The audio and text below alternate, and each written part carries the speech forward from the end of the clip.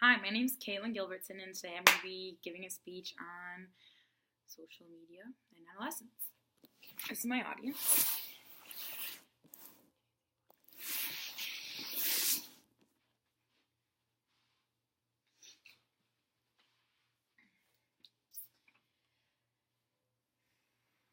Today, it is very clear that adolescents spend way too much time on their computers and cell phones.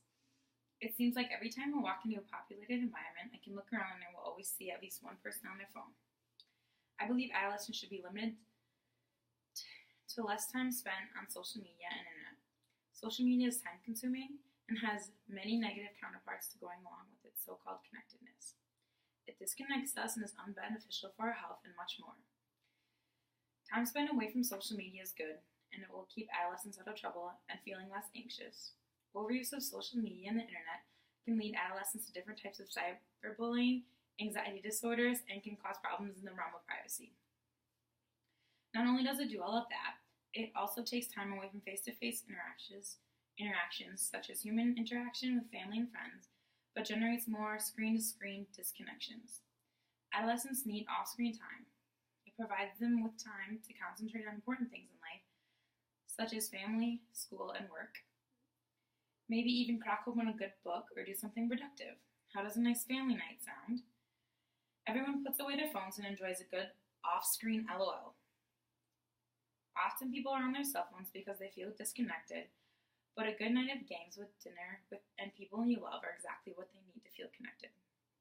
Ken Anderson, a publisher of Journal of Bones and Joint Surgery and a past executive of New England Journal of Medicine, writes about how access to social media diminishes privacy on the internet.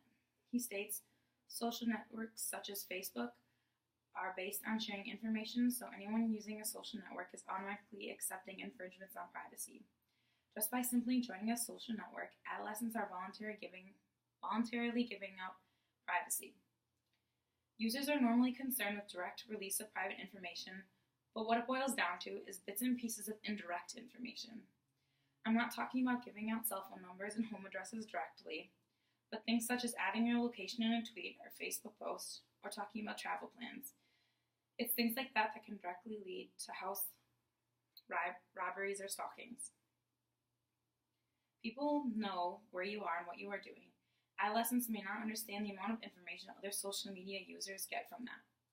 According to Facebook, social norms are changing and privacy is becoming outdated. Anything users put on Facebook can be seen by everyone.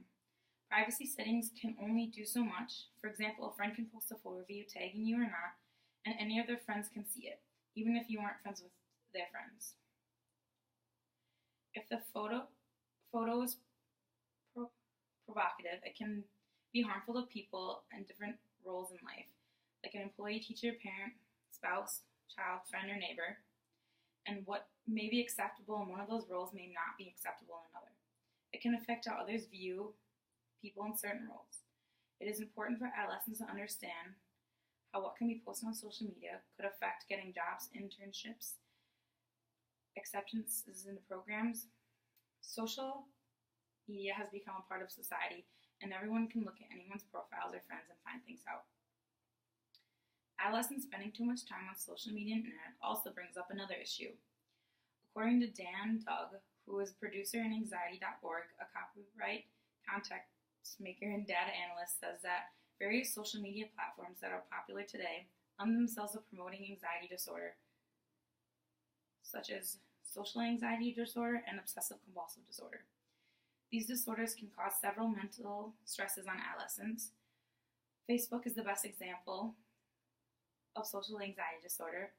The fear of missing out refers to the social anxiety we get when we feel disconnected from social experiences. Scrolling through Facebook, one can easily see that their friends are up to, who they are with, and what they are doing without you. An example of OCD from social media is Twitter, one of the most well-known social media sites nowadays where people can tweet nonstop about their feelings, what they're up to, and funny, catchy tweets and hoping to get a lot of likes. Tweeting has led to people obsessively posting over every fact of their lives. The excessive Twitter use can easily dip into OCD territory.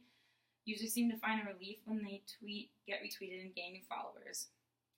If I were a parent of a child spending long hours on social media or the internet, I would be worried for their mental health. These are real life situations that today's adolescents face. I feel as though with minimized time spent on social media, adolescents' mind can be focused on important things that don't cause unnecessary stresses. Cyberbullying is when people use computers, smartphones, and other electronic devices to harass, threaten, humiliate, or otherwise taunt their peers. Kids have been bullying each other for generations. The latest generation, however, has been able to utilize technology to expand their reach and extend their harm.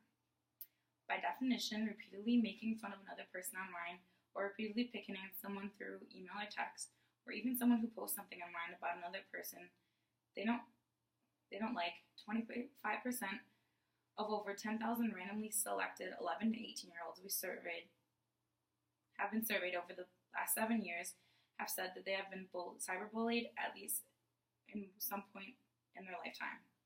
About 17% admitted to cyberbullying others during their lifetime. For adolescents, spending more time on social media and the internet makes them more apt to fall into the trap of some sort of cyberbullying. It is hard to argue that spending less time on social media will reduce the risk when cyberbullying can be done with even the quickest of a text message. Some say technology can also stop cyberbullying. The very technology that made cyberbullying possible is now being used to combat the practice, as several applications have been created that allow kids to report the incident without the bully's knowledge. Even though there are ways to prevent cyberbullying, I still believe that less time adolescents are allowed on social media and the internet will reduce cyberbullying in all. With limited amounts of time they will spend on their social media and internet doing better things than cyberbullying other humans. I truly believe that the off-screen world, although not perfect, is better than the on-screen world. I believe adolescents should experience human interaction in a way instead of in electronic ways. Therefore, adolescents should be limited to less time spent on social media and the internet. It is time-consuming and has many negative counterparts to go along with its so-called connectedness. It disconnects us and is unbeneficial for our health and much more. Time spent away from social media is good and will keep adolescents out of trouble and feeling less anxious. Overuse of social media and the internet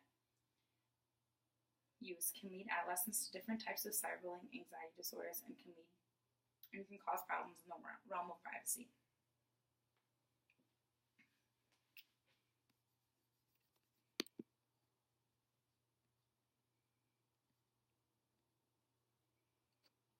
Dude, what's your password?